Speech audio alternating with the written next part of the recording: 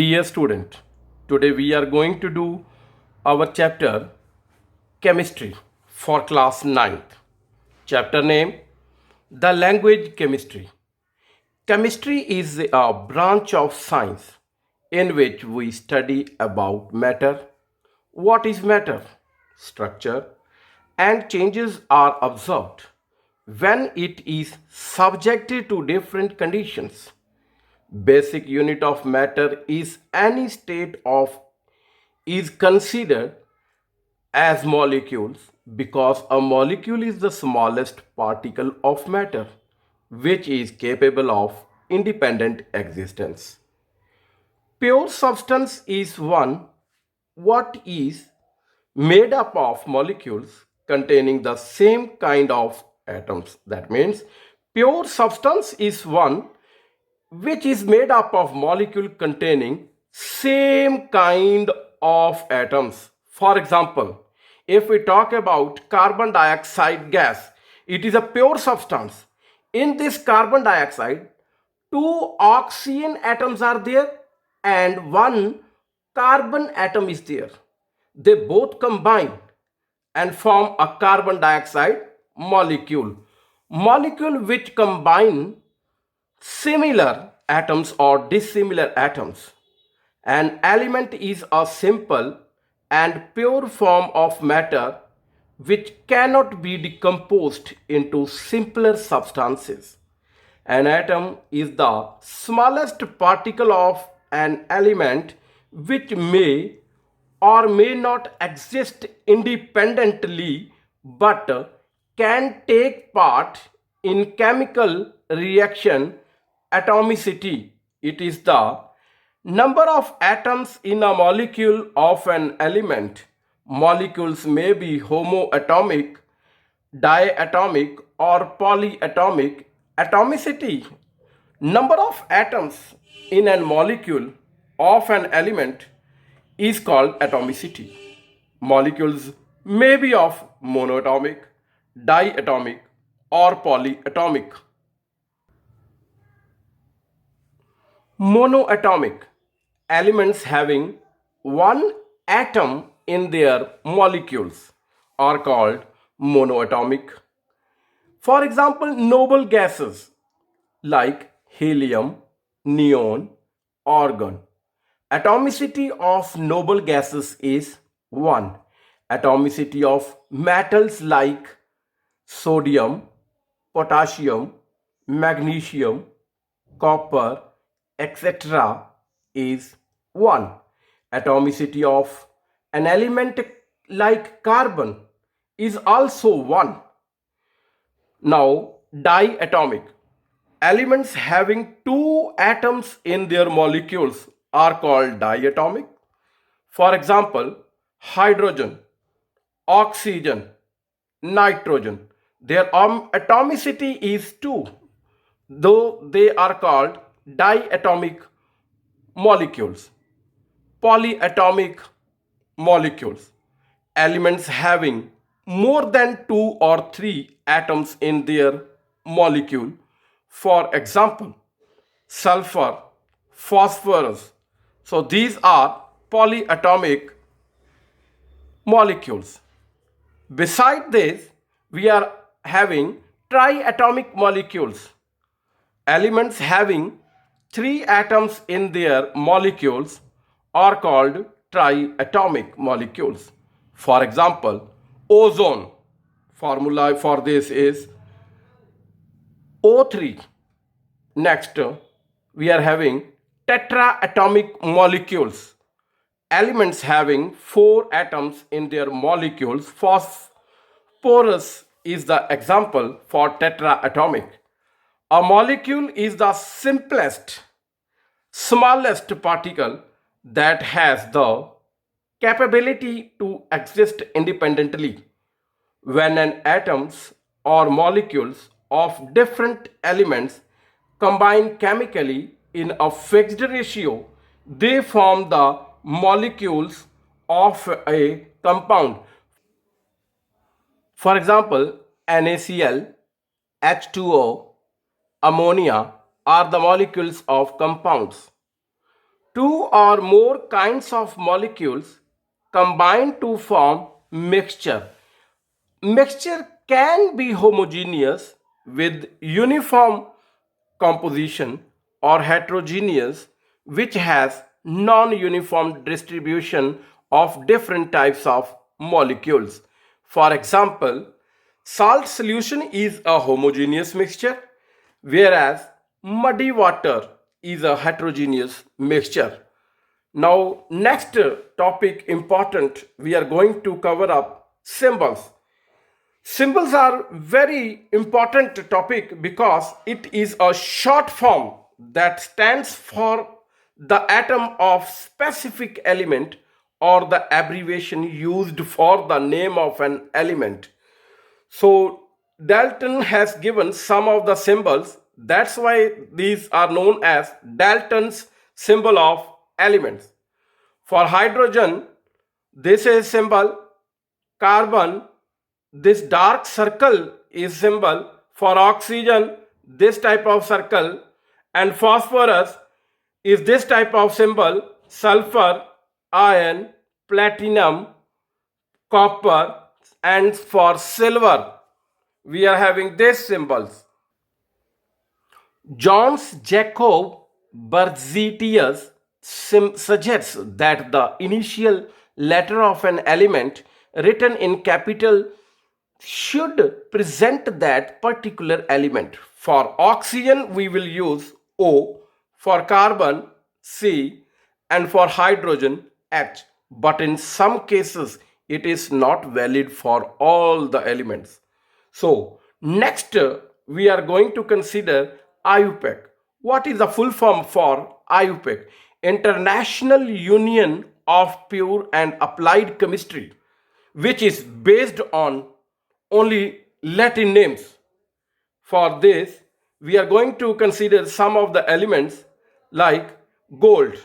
Symbol for gold is Au and the Latin name for gold is aurum. Next, silver. Ag is the symbol for silver and Latin name is argentum. Copper, Cu, copperum. And for lead, Pb, plumbum. Sodium, Na, natrium.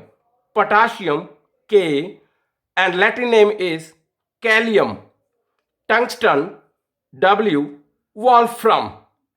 And first letter C, cobalt, Co, copper, Cu, calcium, Ca, cadmium, Cd, chlorine, Cl, carbon, C.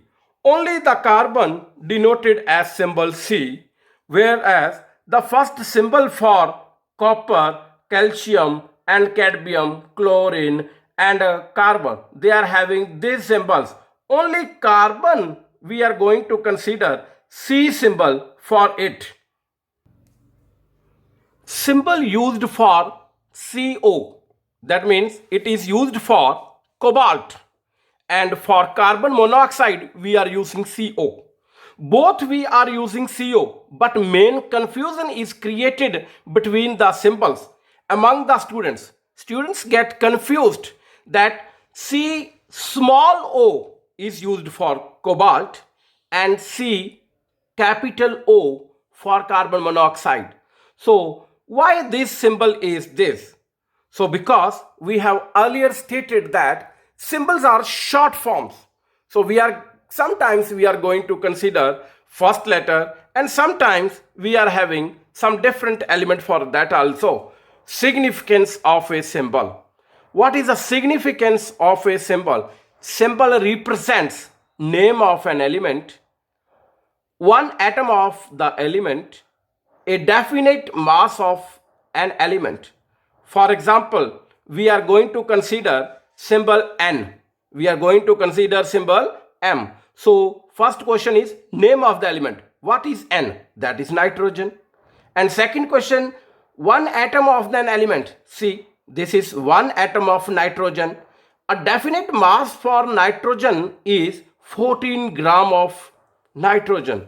So now some more name of the elements and symbols are there. For magnesium, Mg, For aluminium, Al, calcium, Ca, chromium, Cr, manganese, Mn, nickel, Ni, zinc, Zn, arsenic, As, platinum, Pt, germanium, Ge, bromine, Br. Next important topic we are going to cover valency. Now we are going to define what is valency. The valency of an element is a measure of its combining power with other elements. That means it is the measure of its combining power with other elements. It is measured in terms of hydrogen atoms or oxygen atoms. Number of electrons that an atom can lose, gain, or share during a chemical reaction is called its valency. Electrons in the outermost shell of the atom are known as valence electrons. Elements having different types of shells K, L, M, N. So in this last shell, that is N, in this shell how many electrons are present? Those electrons are called valence electron. So N, ion we are going to consider. When atom gain or lose electrons, then atoms become ion. When atom gain or lose electrons, then the atom becomes ion. An ion is a positively or negatively charged atom which is formed by loss or gain of electrons by an atom. To attain stability, atom have to 8 electrons in their outermost shell. That means if they are having 8 electrons in their last shell, they have completely filled outermost shell. They belong to noble gases. Zero valency is there for there. For attaining stability, they are having 8 electrons in their outermost shell. For example, we are going to consider monovalent. Sodium is a monovalent because it donates 1 electron. It gives 1 electron and we get Na charge positive. 2,8.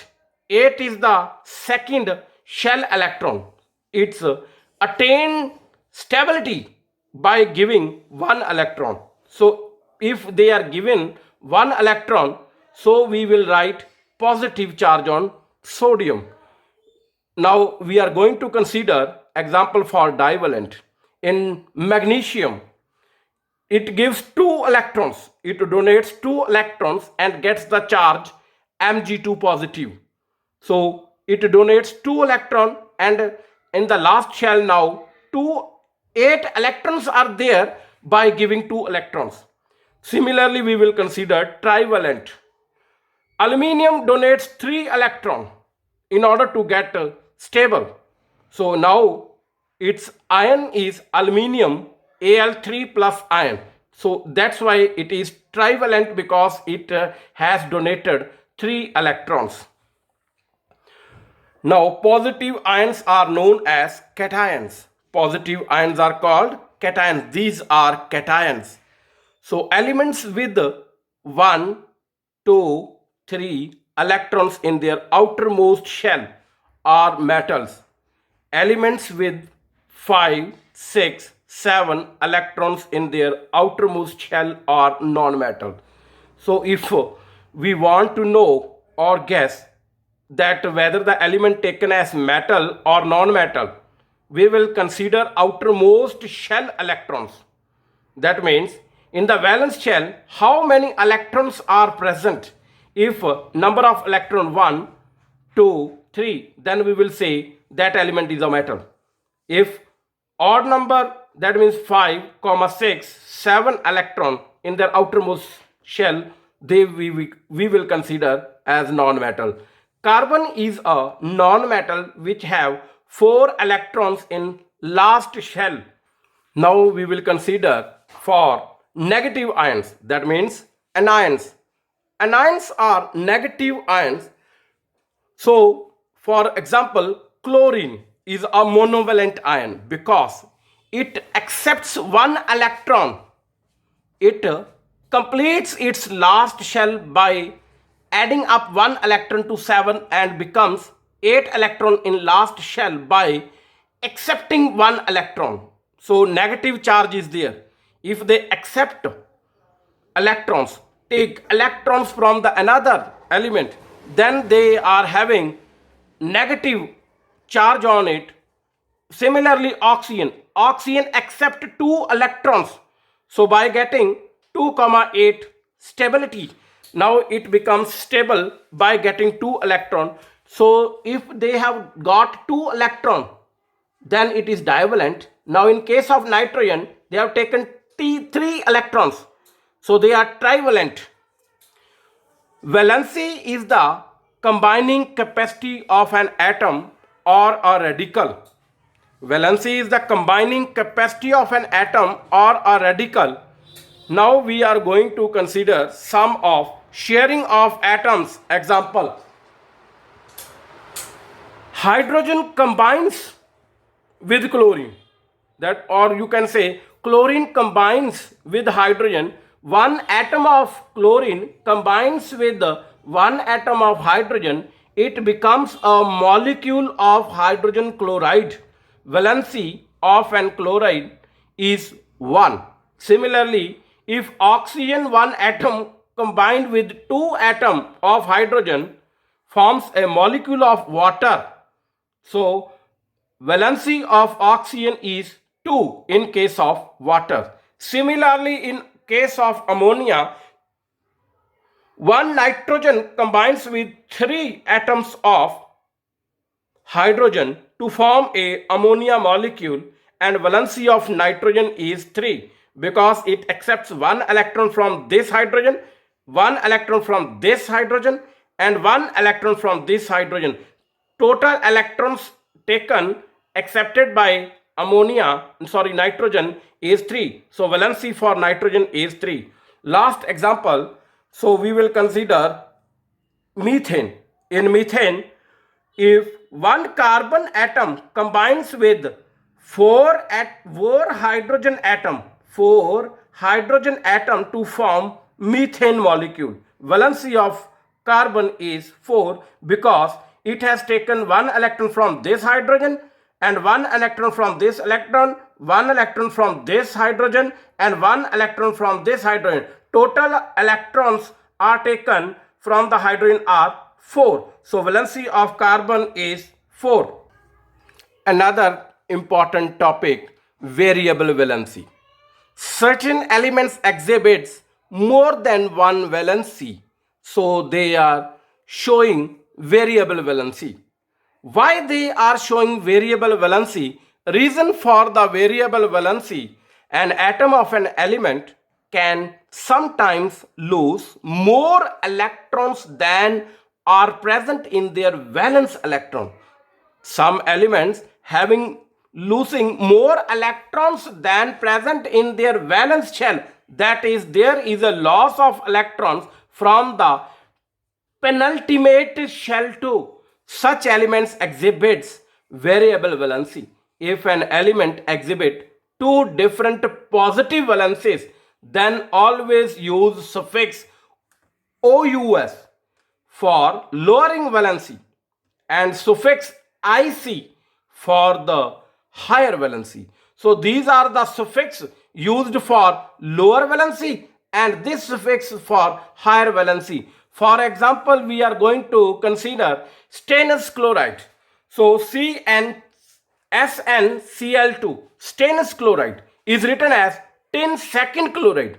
SnCl4, we will write stannic chloride, which is written as tin 4 chloride. This molecule we are going to consider 4 chloride. See here, in case of iron, valency is iron is having valency 2 and 3. If iron valency is 2, then we will write ferrous. If valency is 3, we will write ferrous.